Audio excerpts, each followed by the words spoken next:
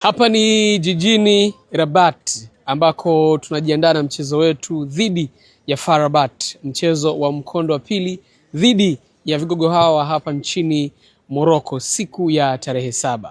Niko na mzee wangu Rogers Gumbo, kiongozi wa msafara.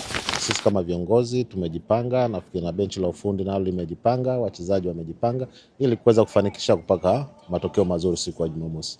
Kwa hiyo ni swala la kujipanga tu, na kwa hiyo sisi tuko tayari kwa ajili ya mchezo wa Jumamosi. Niwapongeze kwanza kwa namna ambavyo uongozi wenu umefanya mambo makubwa. Inapofika stage shabiki anaamini timu inapaswa kupata matokeo ugenini ligi ya mabingwa katika hatua ya makundi.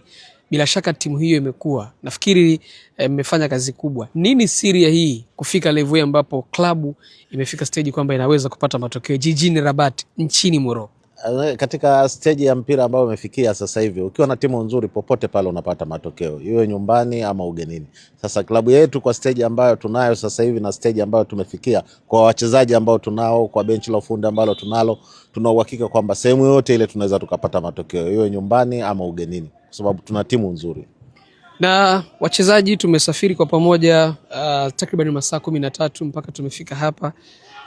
Morali ya wachezaji ulivyoiona na leo katika mazoezi unavyoangalia, una matumaini kiasi gani? Nini tutarajia hasa? Wewe mwenyewe ni shahidi. Unajua jana tumeingia hapa muda kama wa saa 12 jioni, lakini ndani ya nusu saa tulienda kufanya mazoezi na wachezaji wote walikuwa na morali ya juu kabisa, ukilinganisha na kwamba hali ya hewa haikuwa rafiki kwetu, lakini wachezaji walikuwa na morali toka tumeingia jana. Leo mwenyewe shahidi hapa, unawaona wachezaji wote wana morali, ukitazama benchi la ufundi lina morali, na sisi viongozi tuna morali kwa ajili ya mchezo wetu wa Jumamosi.